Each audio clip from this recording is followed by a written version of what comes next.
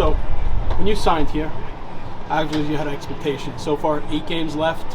Where would you put what you expected to where this season has gone? Came in here expected to win. We're in first place, so but that doesn't mean anything because you got to win the division. There's still, a handful, like you said, 8 ball games left, and we got some big ball games left. So the job's not done until we win this thing. One of the things in speaking to your teammates, especially the pitching staff, is that because you're here, there's a more willingness to listen to each other and bounce ideas off of each other. I'm just wondering, when you first started, who was the guy that kind of, opened up the door for those conversations for you? If I had to go, I'd probably go all the way back to Dan Haren in Arizona. Loved talking pitching with him.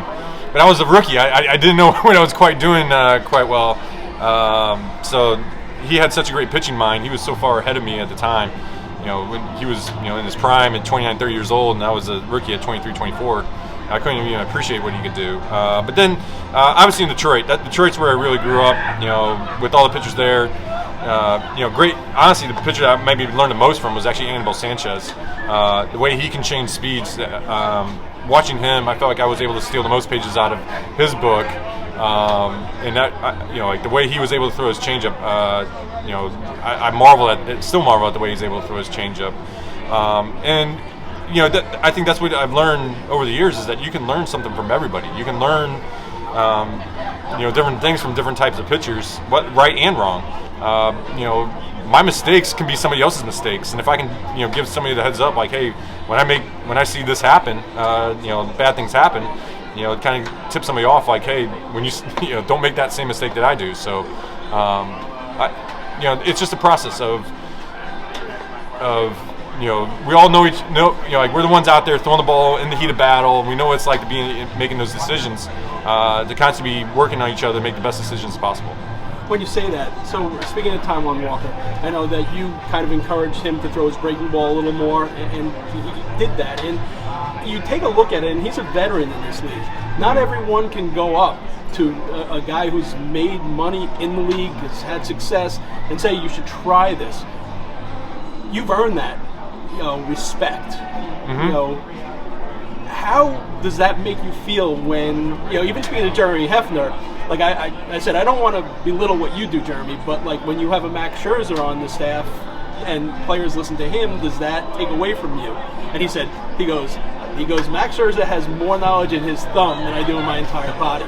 So when you get that kind of respect, how does that make you feel? It just goes back to my process of that you got to get better every single day. You got to be critiquing yourself to the nth degree, because across the way, the hitting coaches and hitters, they got all the tools in the world to figure you out. And the moment you think you have this game figured out, they'll find a way to figure you back out, make that adjustment, and beat you.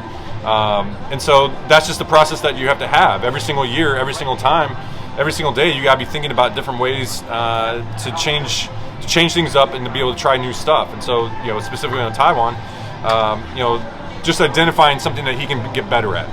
Find something new that he's capable of doing and let that bring into his game.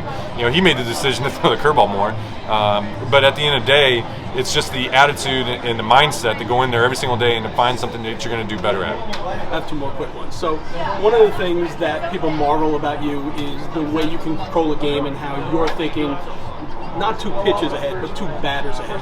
And one of the things that people marvel about Buck Showalter is he's always 2 innings ahead of everyone else. How has that marriage been, playing for someone of a similar ilk to you?